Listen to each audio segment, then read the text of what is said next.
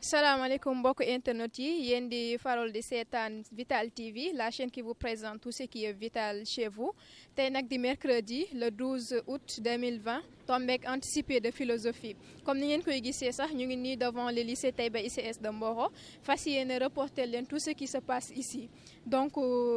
avant 8 heures constaté nañ que tous les élèves commencé nañ di ñëw ce qui veut dire que les retards on n'a pas constaté ça en grande partie et donc vu que ñu ngi aussi ci situation bi nga xamante ni mooy pandémie du Covid-19 lycée Taïba ICS de Mboro prendre na toutes les mesures nécessaires donc ce qui veut dire que à l'entrée dañ lay jëlal sa température à travers du thermoflash bi ñu duggee fekk nañ fi Croix-Rouge donc ñoom aussi ils étaient là pour assister voilà le proviseur pour assister les professeurs à ce que la journée se déroule très bien donc Croix-Rouge aujourd'hui trouvé nañ seen présence ici au lycée Taïba ICS de Mboro.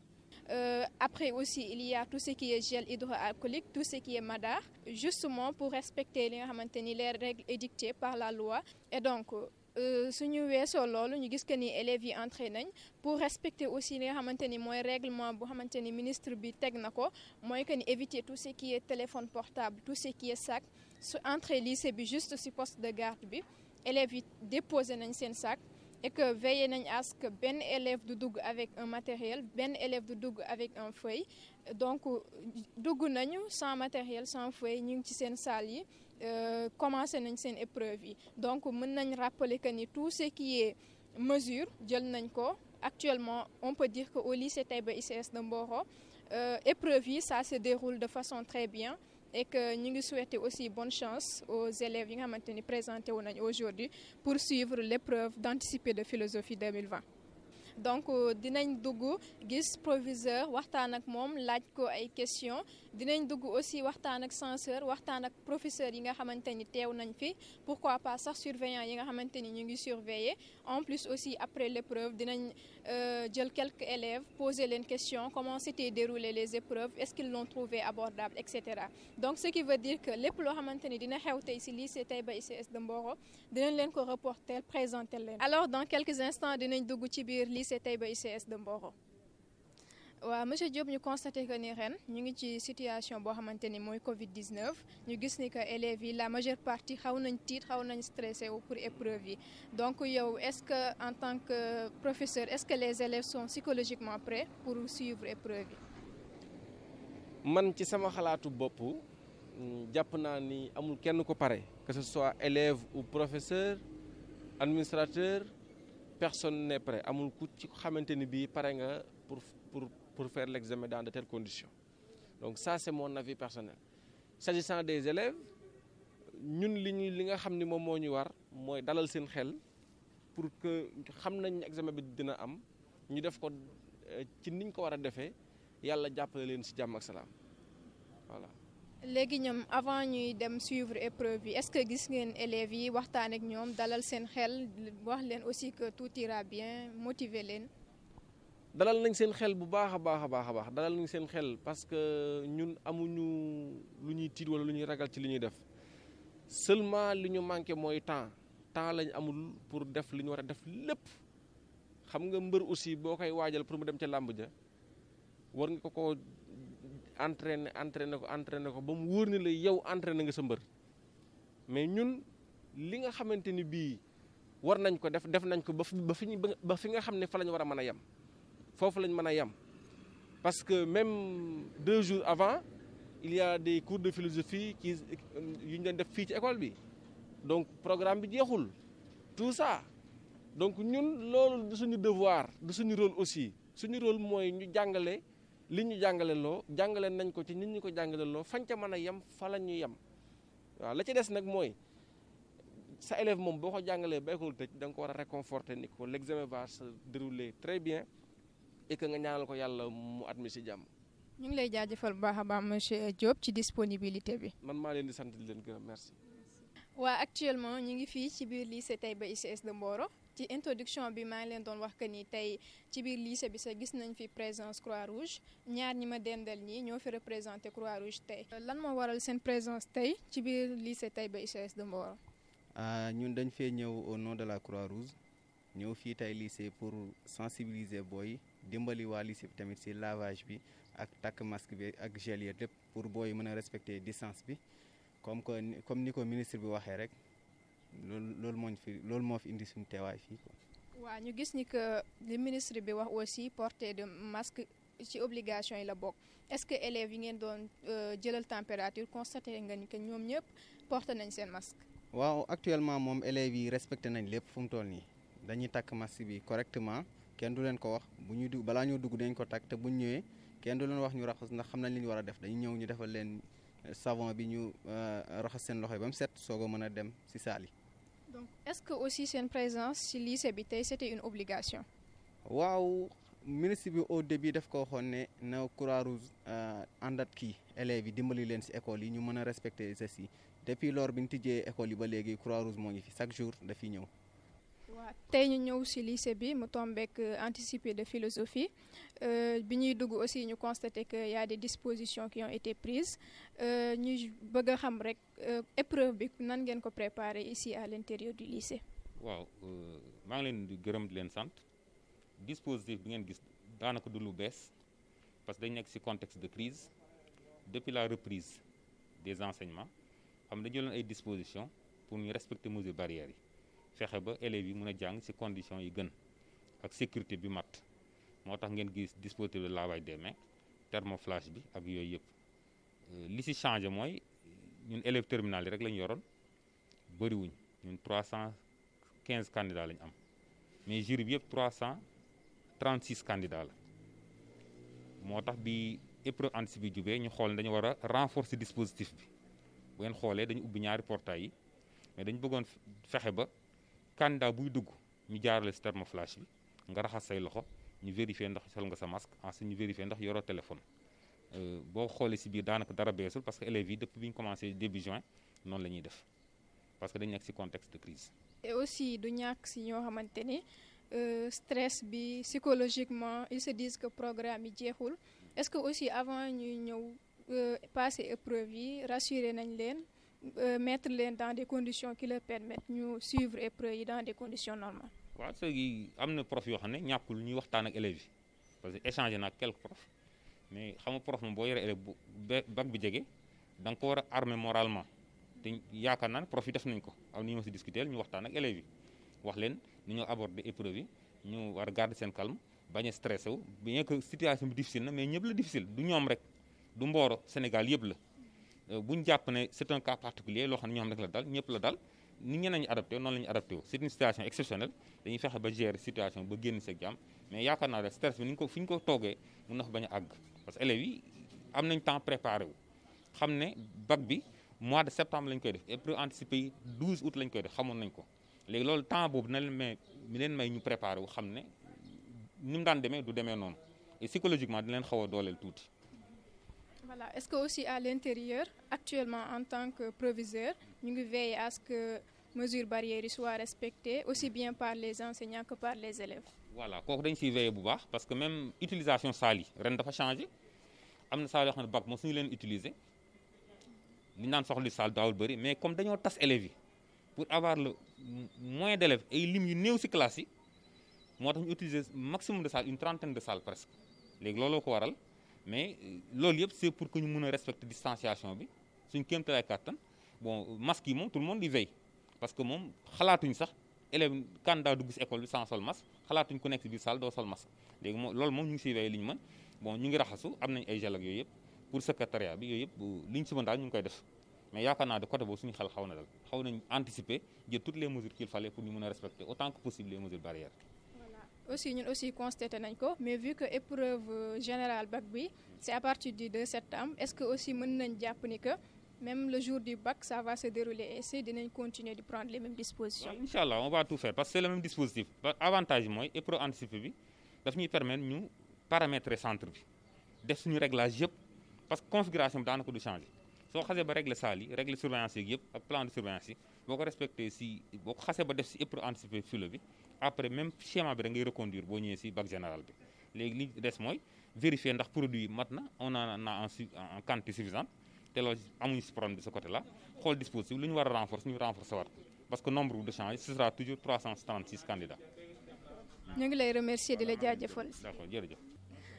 bon actuellement ñu ngi fii ci bureau censeur comme niñ ko waxee woon dinañ ñëw seet si ko poser ko quelques questions tey ñu nekk fi nag tombek épreuve anticipée philosophie 2020 léegi ñu bëggoon xam actuellement lycée bi combien de candidats ñoo présenté wu. waaw soo jëlee ñun suñuy candidats yi nga xam ne ñoom lañ moomal suñu bopp ñu nekk 316 candidats voilà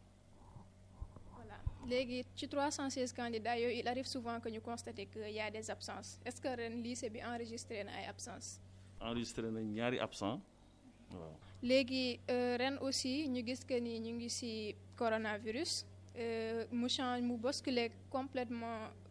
kii épreuve yi ni mu daan demee est-ce que lycée bi aussi jël na toutes les dispositions nécessaires pour que épreuve yi que ça se déroule dans de bonnes conditions. donc d'abord jël nañ ay dispositions administratives comme ni ñu ko sunu kilifa yi santé maanaam jëm ci saytu nombre candidats yi nga xam ne ñoo war a nekk ci salle de classe yi ba tax ne soo xoolee école bi ren classe yëpp lañ mettre en contribution classe yëpp lañ jëfandikoo jël nañ tamit ay dispositions sanitaires comme ni ñu ko jëlee depuis bi ñu reprendre enseignement yi ak nos classes de terminale maanaam lépp lu jëm ci les gestes barrières waxtaan seeg ñi nga xam ne dañ see wàllu yaan si école bi nga xam ne jëm ci ay candidats libres wala jëm ci ay yeneen collègues yi nga xam ne dañoo ñëw pour la surveillance ba tax ne li nga xam ne santé moom la digle ñu def ko jëm ci balaa ngay dugg ci école bi li nga war a warloo wàllu jëmu santé raxas loxo ak lu ni mel ñu matale ko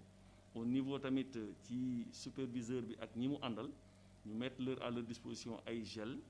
alcoolisé pour ñu mën tamit di yeesal seeni loxo bi ci des masques yi saytu nañ ko au niveau de la porte saytuwaat ko tamit au niveau des salles de classe ba nga xam ne ku ci nekk ci candidat yi wala ñi leen di surveiller daal di def lu ni mel ba protéger sa bopp protéger tamit ñi nga nekkal. voilà suñu gisee aussi dans le règlement du par exemple épreuve yi ni mu war a demee il est interdit téléphone portable bagage est-ce que aussi veillé nañ à ce que benn élève bañ a dugg ak téléphone ak sac.